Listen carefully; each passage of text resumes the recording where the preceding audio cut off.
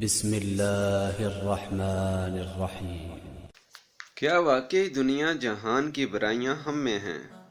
ہماری نوجوان نسل کو بعض ملحد لنڈے کے لبرل اور مرزائی حضرات ترقی یافتہ ممالک کی مثالیں سنا سنا کر اسلام سے اور پاکستان سے بدظن کرنے کی پوری جدوجہد کر رہے ہیں۔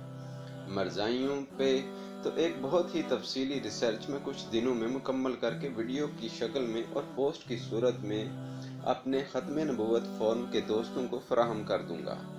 پہلی بات تو دنیا میں کہیں بھی جرائم کا تعلق کسی مذہب سے نہیں ہوتا۔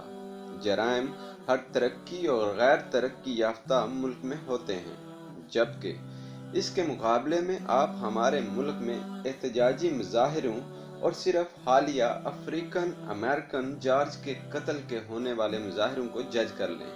کس طرح مارکیٹس اور برانڈز میں لوٹ مار کی گئی، ویڈیوز انٹرنیٹ پر موجود ہیں۔ اس طرح کے کام کی مذمت کرنی چاہیے، مگر ہم آٹے میں نمک برابر بھی نہیں جو وہ کرتے ہیں۔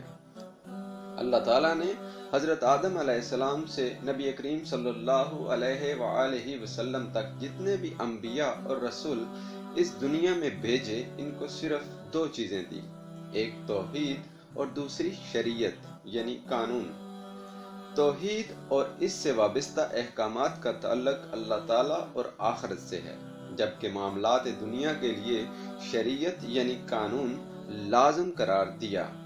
آپ انسانی تاریخ کے کسی بھی حصے کو پڑھ کے دیکھ لیں، ہر وہ قوم جو عذاب کا شکار ہوئی، اس کا جرم حدود اللہ یعنی اللہ تعالیٰ کے قوانین سے تجاوز کرنا تھا۔ آج بھی وہی نظام ہے، بس عذاب کی شکل مختلف ہے۔ آپ کافر ہیں یا مسلمان یا ہندو، اگر آپ دنیا کو مہذب بنانا چاہتے ہیں تو قانون چاہے جس شکل میں بھی ہو، اس کو ہر خاص و عام کے لیے لازم بنانا ہوگا۔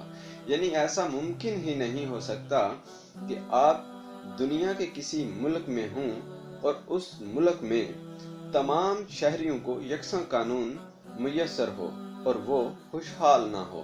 دنیا کے کسی بھی حصے میں قانون یا سزا جزا کا تصور اگر موجود ہے تو وہ اللہ تعالیٰ ہی کا دیا ہوا نظام ہے۔ اللہ تعالیٰ نے نظام دنیا کا ایک معیار ہر بنی نوع انسان کو دے دیا ہے۔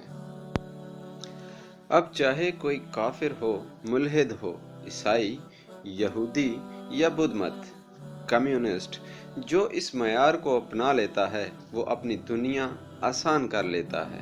وآخر دعوانا ان الحمد للہ رب العالمین۔